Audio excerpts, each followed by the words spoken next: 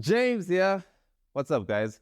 So we all know that old expression, right? That your income is the average of your five closest friends. And I mean, this claim has been there for thousands of years. I mean, in Proverbs 27, it says, "As iron sharpens iron, so does a mind sharpen another mind," right? And there's actually been studies that has been done to this claim. So Professor Maureen Kerf, right? He did studies on the brain, and he discovered that the person you interact with often, your brain structures or your brain waves start to mirror each other.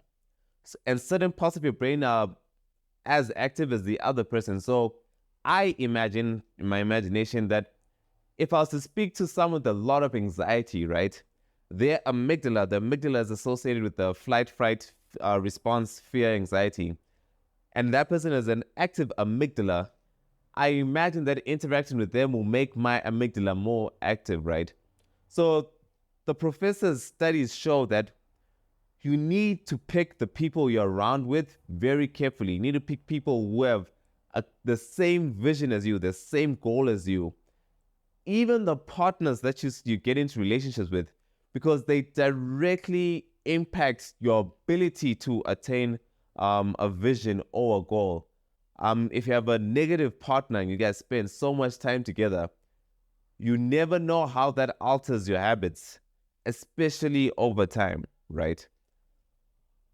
Another thing, reflecting on Professor Kerf's work, is important is choosing people or friend groups that are as competent as you. So I remember a couple years ago, I did a misstep. Like I made a decision that was a misstep, and it created, let's call it chaos within my life immediately. And I needed to make decisions to get out of that chaos in a short period of time, right? But because I'm a self aware person, I could tell that I'm not in a position to make a decision without any bias. So I'm more prone to take unnecessary risk, or maybe I'm too careful. I just knew I couldn't trust my decision making process at that specific point in time.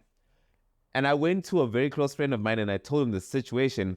And I asked him, whatever decisions you make in this short period of time, I'll follow. I cannot separate myself from the situation and think as rationally as I would want to at that point in time, right? And that's exactly what happened. Like whatever every decision he made took me out of there. And the reason why I could trust him to do that, because I knew that he was as competent as I am, right?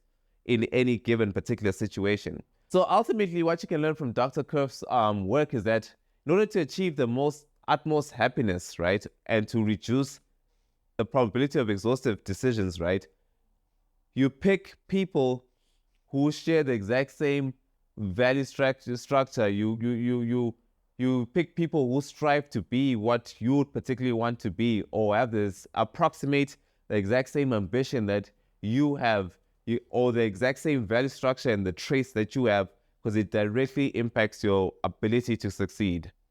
Blessings.